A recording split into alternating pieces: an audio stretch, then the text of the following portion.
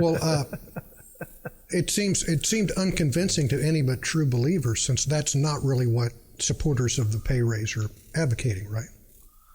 Well, it gets the idea is that where is the money coming from? And their contention is it's coming from the pockets of the rich bigwigs at the top. Yeah, but why would it? Because they've got way more money than they need. Yeah, you see, well, this is the problem with wishful thinking economics. I mean, we can just steal from somebody and they're not going to do anything about it. What do people who have money do something? They invest in companies to make more money. If you take away their ability to make money, what do? They invest in something else that will make them at least as much. You know, they're trying to make money. You take away that ability, you take away their profits maybe, or most of their profits, or the reason anyone would go there in the first place, then that's just, then of course it's evaporated. But the reason is just silly.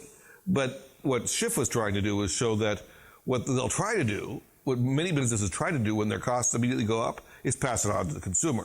And so the people are asking is if the consumers are demanding that these wage earners make more, then are you willing to pay the extra amount? That's what the idea is. No, but the contention is it's not the consumers that have to pay more. And it's not, it's the rich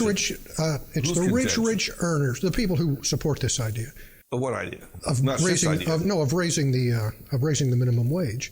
They're not saying consumers should pay more. They're not saying that prices should go up. They're saying that the people who own Walmart own obscenely huge profits, and there's no reason why they can't spread a little bit more of that out to the people who work for them.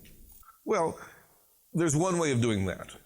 Take it to them at a point of gun and take it from them.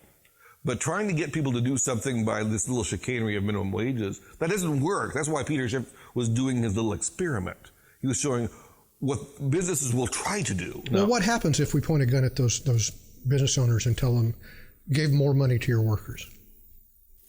Well, I mean, they'll for one thing, they'll probably hire less workers. What you want to do is you want to take money from the rich people and give it to the poor people. That's what you want to do.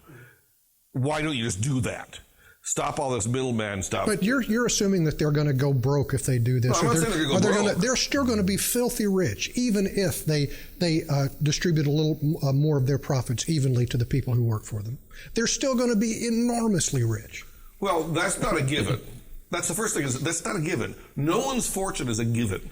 They work for it. They have a business plan that works for them. Take away their business plan. Let's say in this case, cheap labor is part of their business plan. What do? Well, when they stop making the profits from that business plan, they go on and do something else. They go for another business plan. And it'll be probably somebody else, not those people. Those people have figured out what to do. Take away their business plan, and it's no guarantee that they're going to get anything. I mean, this is absurd.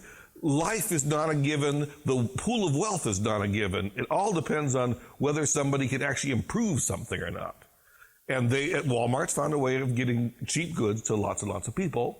Part of that is by paying not very much to their employees. So you say that it's okay for the Walmart employees to just work, and earn all this money for these rich plutocrats, and not get to have any share in all the profits that are poured. Well, they do have a share. They take none of the risk, and they get a payment up front whether they're making profits or not. And so also, you think the Walmart people are taking big risks?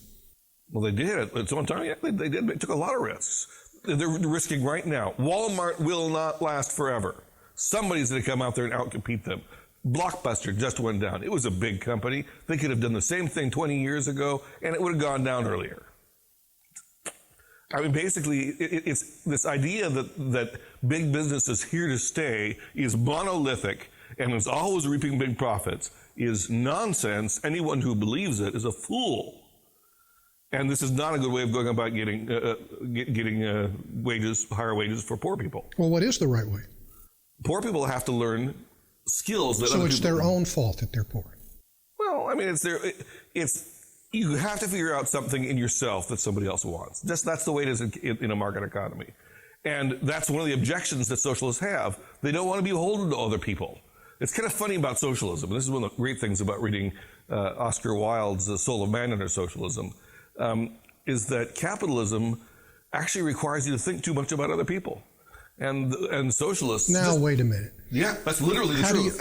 How do you have to think more about other people if you're a capitalist? Because you are supplying things that they willingly give you. You mean other people? Yeah. Customers, I am willingly giving money to Costco and Fred Meyer and Safeway, and I give a lot of money to them to get what I want. So you're saying that all these big businesses are so caring. That's what's so good about them. They care enough to offer me things that I want more than the money I have. Yes. And if you cannot figure that out, you haven't figured out the key to civilization. And if you go on yammering around as if that's not the truth, you're just flapping in the wind.